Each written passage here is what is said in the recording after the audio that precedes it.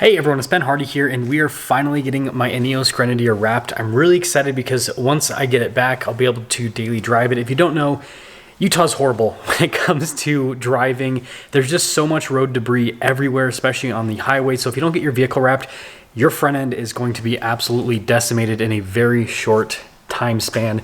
So yeah, it's always worth getting that done. But since I'm taking it to Doug's to get it wrapped, I figured that we get Doug's opinion on the Grenadier. He's like the biggest car guy ever. If you don't know, he built his own like pseudo Trackhawk, I guess is what we'll call it. He bought a Jeep Grand Cherokee with a 5.7 Hemi, and then he supercharged it and all that kind of stuff. It's a crazy build, but he knows a lot of stuff about cars, so it'd be interesting to see what his opinion is on the Grenadier, because it's basically like a Frankenstein vehicle with all these different parts from a bunch of different manufacturers. And yeah, we'll just see what he thinks about it. Let's get into it.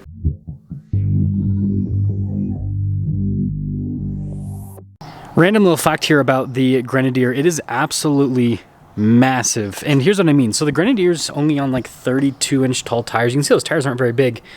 I've got a Jeep Wrangler that has the Extreme Recon package, so it's lifted, has 35s, right? Much bigger setup than the Grenadier. I mean, you can see like just how high everything is here on the Wrangler compared to the Grenadier. But then look at the roofline height.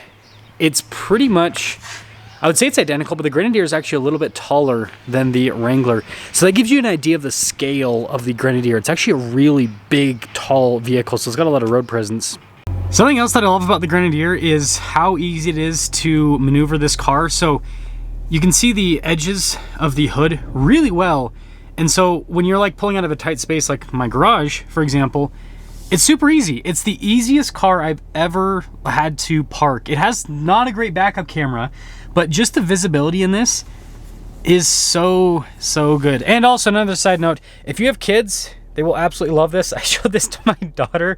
She's only just over 1.5 years old now, and she literally spammed it for like 10 minutes straight, and then I had to take her off, and she was upset because she wanted to keep spamming it, but I don't think the neighbors were too happy about that. But yeah, kids, they love the toot function. Let me tell you, driving the Grenadier is such a treat. It's just, I don't know, it's fun every single time I get in it. So I read a lot of the comments on my videos, and I will say this is the most polarizing vehicle I have ever owned. Because normally if I buy a vehicle that people don't necessarily like, they go, hey Ben, not my cup of tea, but you know, you do you.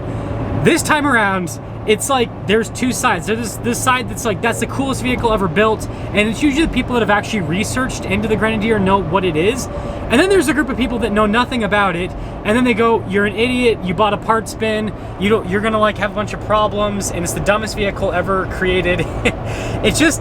It's fascinating to see how polarized people are about this vehicle. And so that's what makes it more exciting for me when it comes to the ownership stuff on the channel, because if it does really well, it's gonna make a lot of people upset. If it falls apart, it's gonna make a lot of people upset. Like there's like no winning or losing for the vehicle, which I think is hilarious about the ownership experience. I don't know. I think it's gonna make for good content. And then the last thing I want to mention before we pop over to the Doug clips is I've had a lot of people mention that they said that the road noise in this is really bad, or at least it sounds like that on camera. Here's what I've noticed. The wind noise is not as bad as like a Wrangler or a Bronco, but the tire noise, surprisingly, the tire noise and just the general noise actually coming from the road itself, it's a little bit more. But the thing that's weird is road noise is never as bad as wind noise, or at least in my personal opinion.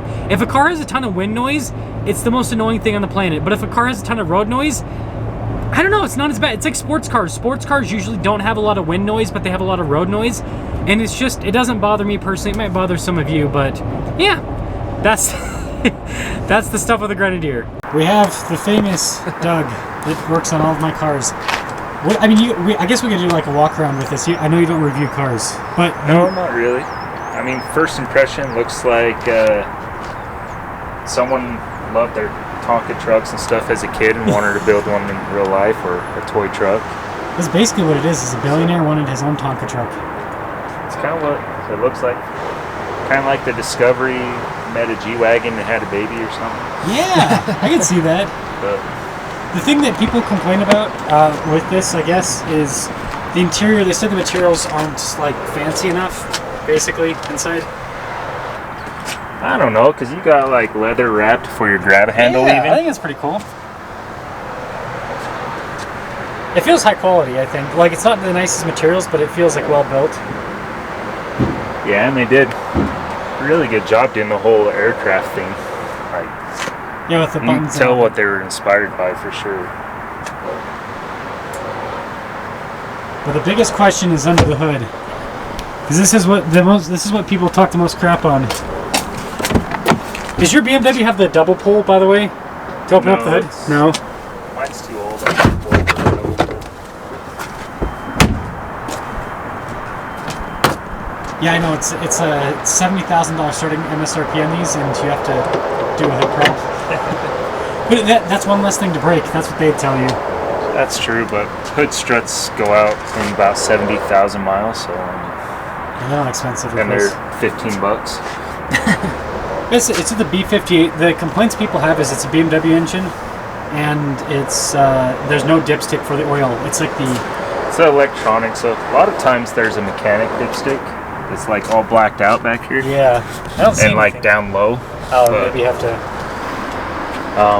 Yeah, usually they don't really want consumers pulling the dipstick out. It's all electronic. And usually the car has to be running or warm. Everything else is kind of a pain, but Suspicious. bright side though, with that sensor in the oil pan down there, if you ever get even half a quart to a quart low, it tells you. So it reduces a lot of risk of people running out of oil and running them dry, which is nice. But I don't know. I think it's a cool engine, and I mean, you've had good luck with your BMW. You've got the diesel though. Yeah, except for the timing chain, which is a known common problem. And then BMW designed them on the back of the block, so I had to pull the whole motor out to change it, which that was fun. But no, like Germans, they do great engineering. So BMW, it's gonna be a great. Yeah, I think so. The only thing that I don't, but these are off-road lights. I think these look a little bit funky with how they designed it. Yeah, I would have liked them to be black back, just like your headlights. I think Yeah, they that would would have have made 'em- matched a lot better. And then it doesn't have a winch. I think the winch is pretty cool from factory. It doesn't have a hook though, so you'd have to add one if you wanted. Oh, But that's not too bad. I mean, you can get a factor 55 hook for a few $100, which is a nice billet piece. I do have to call you out though. The first thing you said to me is, "Are you going to change the wheels because it only has steel wheels on it?" Well, I mean, what'd you pay, 90K for this? Yeah, that's about I the mean, MSRP you on this got one. stills. I paid $5 for my work truck, and it has mags. But Yeah, that's true. Doug's work truck better than Ben's work. This is my work truck. It's body on frame. It's got solid axles. right?